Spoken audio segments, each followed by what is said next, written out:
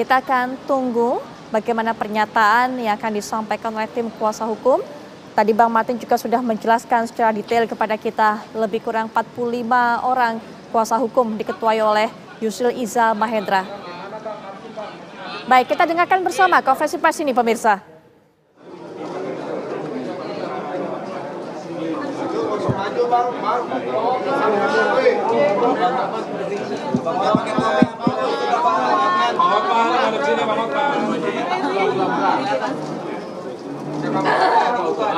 Yang jelas Pak, yang jelas tulisannya.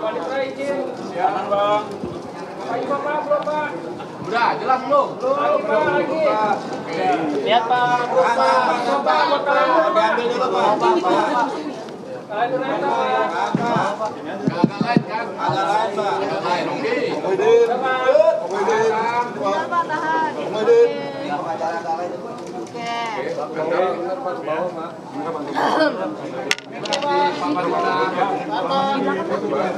Salaman biasa.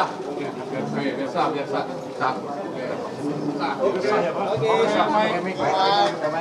Pakai mic, pakai mic. Ini pembatasnya. Oke. Broadcast ini.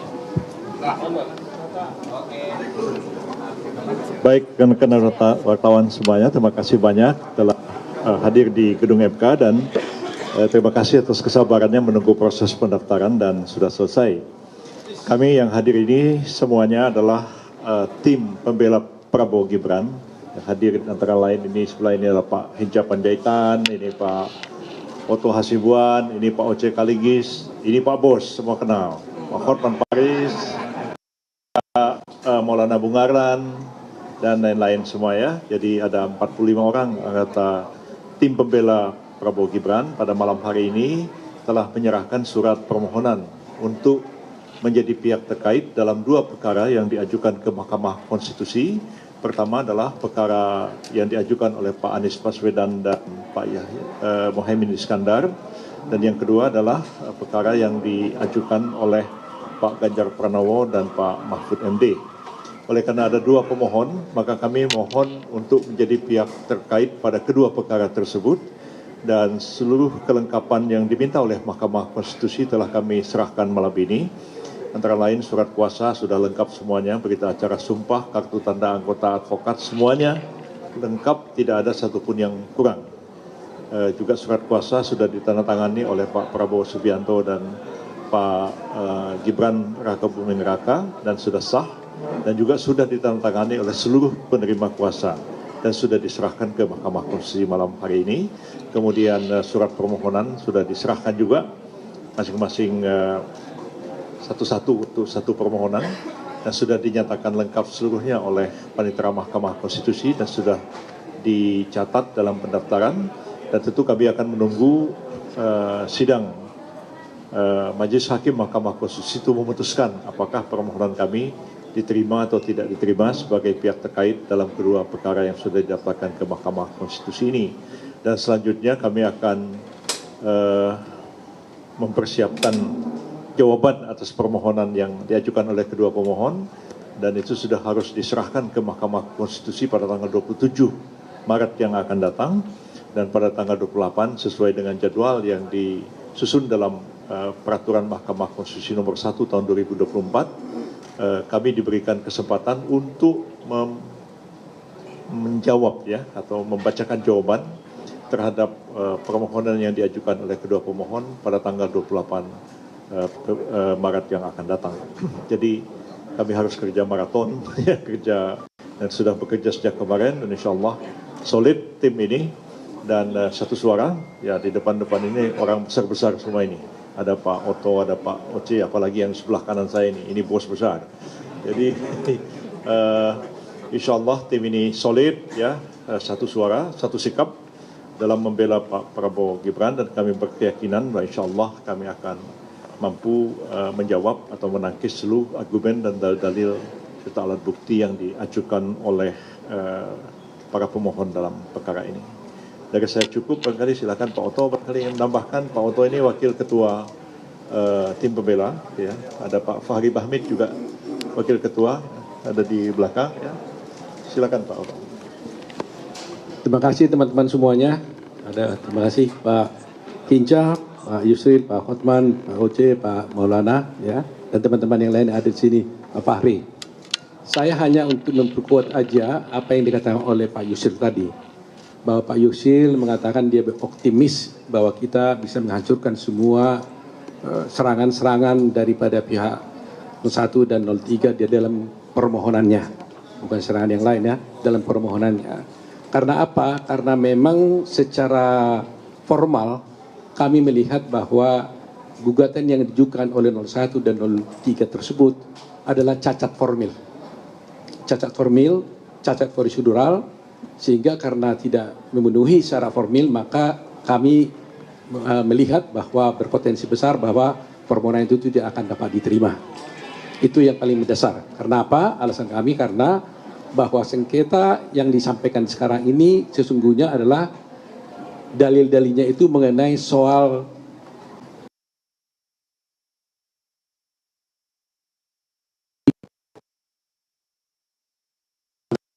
pemilu itu adalah ranahnya Bawaslu. Yang Bawaslu bisa masuk ke Petun, bisa masuk ke Mahkamah Agung. Sedangkan yang dimasukkan di dalam MK ini, yang ranahnya MK ini adalah merupakan perselisihan tentang hasil pemilu, ya. Dan itu tegas diatur di dalam pasal 476 Undang-Undang Pemilu dan telah diadopsi di dalam peraturan Mahkamah Konstitusi tahun 2023 yang tegas menyatakan bahwa untuk mengajukan permohonan saja itu di dalam PMK itu diatur apa yang harus dimohonkan. Pokok-pokok permohonan itu jelas diatur di sana adalah harus mengenai tentang perhitungan suara mana yang benar, mana yang tidak benar. Itu saja yang diatur sana. Petitumnya pun haruslah membatalkan tentang keputusan KPU tentang perhitungan suara. Dan yang benar yang mana. Itu yang sudah limitatif diatur di dalam PMK itu. Sedangkan sekarang yang diajukan oleh pemohon adalah pelanggaran-pelanggaran, bansos lah, kecurangan lah, dan sebagainya, yang itu sama sekali tidak diatur dan tidak masuk dalam proses yang harus ditangani oleh MK. Itu poinnya. Petitumnya pun mereka mengajukan diskualifikasi, yang sebenarnya itu juga tidak masuk dalam ranah dari MK. Sehingga kalau persoalan bukti mungkin kami yakin betul dari segi bukti pun yang dikatakan dipersoalkan tentang Gibran, dikatakan bahwa tidak memenuhi syarat untuk dicalonkan menjadi wakil presiden, itu juga saya kira sudah gampang dipatahkan karena bagaimanapun Gibran masuk menjadi calon presiden itu jelas adalah telah diputuskan dalam putusan MK yang sudah final and binding. Nah, secara logika berpikir juga bayangkan saja kita bicara tadi dengan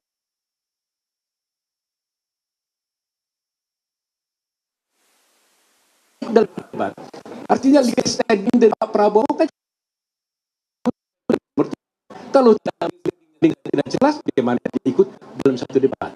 Nah, itulah mungkin yang saya sampaikan, hal-hal banyak lagi yang bisa disampaikan oleh teman-teman yang lain, tapi itulah poin yang paling penting. Kami yakin permohonan itu tidak akan diterima karena cacat formil dan tidak berdasar. Terima kasih teman-teman. Pak Hotman mungkin. Silakan Pak. Oke, dalam hukum dikenal dengan tindakan atau perbuatan bisa merupakan pengakuan. 2 kali 01 dan 02 mengakui keabsahan Gibran. Waktu pendaftaran mendapat 01 dan 03 2 kali mengakui keabsahan Gibran. Waktu pendaftaran di KPU mendapatkan nomor. Ya, malah mereka pesta pora berdiri, ya. Berdiri 01, 02, 03 berdiri, tidak ada satupun protes tentang keabsahan dari Gibran. Itu pengakuan pertama. Pengakuan kedua, sebagaimana tadi Bung Otto bilang, dalam debat cawapres. Berapa kali Gibran debat dengan cawapres 01 dan 03, itu atas undangan KPU dan tidak ada protes satupun. Kok sekarang KPU disalahkan? Jadi, ya disalahkan KPU-nya. Kok Gibran tidak memenuhi syarat? Jadi, menurut kami sih rada cengeng, itu aja deh jawabannya. Baik, Pak Oce ada mau tambahkan sepatah dua kata-kata. Ini Pak senior kita ya. Saya cuma mau bahas mengenai bukti narasi. Bukti narasi tidak dikenal di dalam pembuktian, coba itu. Dan saya sudah siap untuk itu. Dan saya mendukung semua teman-teman saya, Pak Oto sebagai wakil saya, Pak Ketua, dan kami telah sangat siap dan kami adalah satu di dalam pembelaan. Terima kasih. Ini Pak Fahri Bahmid juga wakil ketua tim pembela ya. Tadi Pak Hotman sudah, sekarang ini wakil ketua Pak Fahri Bahmid. Silakan Pak Fahri. Iya, terima kasih. Sudah banyak hal yang sudah disampaikan oleh ketua tim tadi, Bapak Profesor Yusril Iza Mahendra, kemudian wakil ketua tim Bapak Profesor Oto Hasibuan, dan senior kami Pak Profesor Oce Kaligis dan Bang Hotman.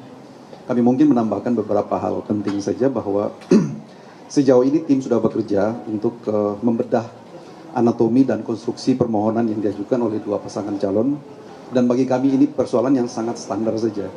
Jadi sejauh ini yang kita identifikasi tidak ada hal yang sangat istimewa dalam permohonan ini. Tadi sudah disampaikan sama Pak Oto Hasibuan bahwa format permohonan ini sebenarnya tidak dikenal. Ini sesuatu yang sangat tidak generik sebenarnya ya. Ini sangat tidak lazim. Cuman karena itu adalah hal yang sudah diajukan, kami berkewajiban secara konstitusional untuk membantah semua itu. Jadi semua permohonan telah kami susun.